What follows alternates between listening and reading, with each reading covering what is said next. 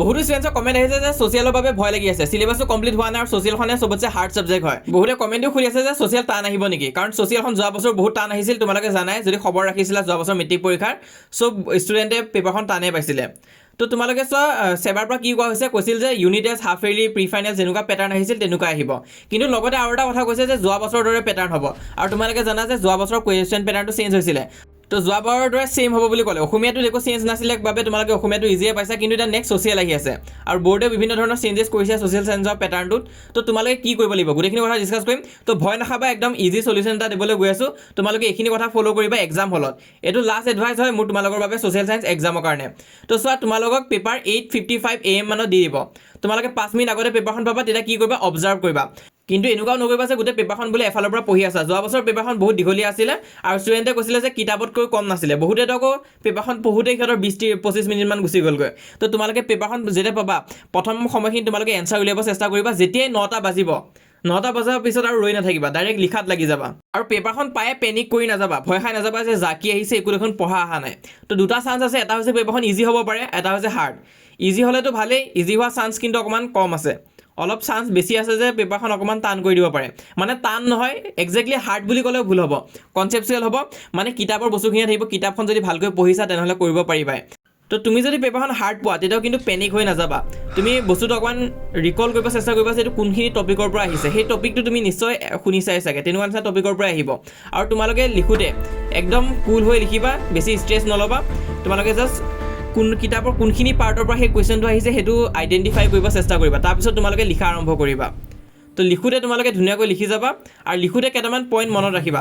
প্ৰথম যেতিয়া তোমালোকে লিখিবা, তেনেহ'লে ফাৰ্ষ্ট 1 বা 2-3 পেজেছ তোমালোকে গুড হেণ্ড ৰাইটিং মেইনটেইন কৰিবা, কাৰণ সেইটো ইম্পৰ্টেণ্ট হয়। কপি চেকিঙত এইবিলাক চাই, কিন্তু হেণ্ড ৰাইটিংটো ভাল ৰাখিবা, 2-3খনমান পেজ।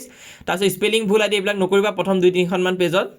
আৰু এনচাৰটোৰ যোনখিনি মেইন ইম্পৰ্টেণ্ট কি পইণ্ট থাকে সেইখিনি তোমালোকে আণ্ডাৰলাইন কৰি দিবা, তেতিয়া এক্সামিনাৰে ভাল পাব।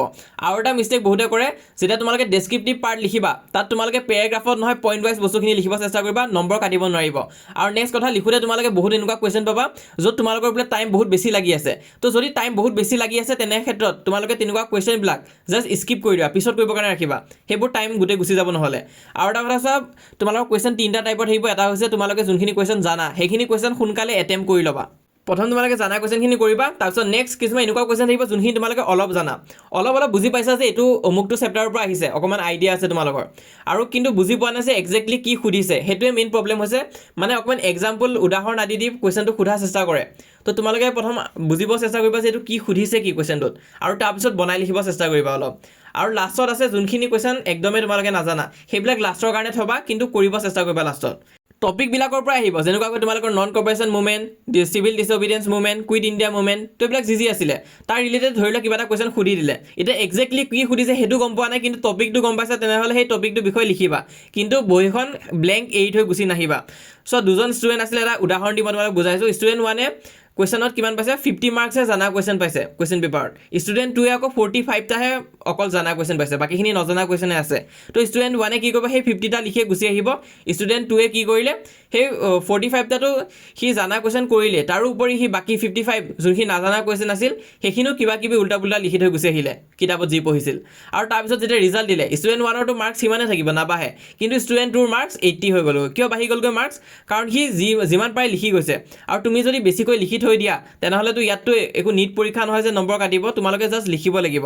হাফ মাৰ্ক, 1 মাৰ্ক এনেকুৱা গোট খায়ে তোমালোকৰ মাৰ্কছটো বাঢ়ি যাব।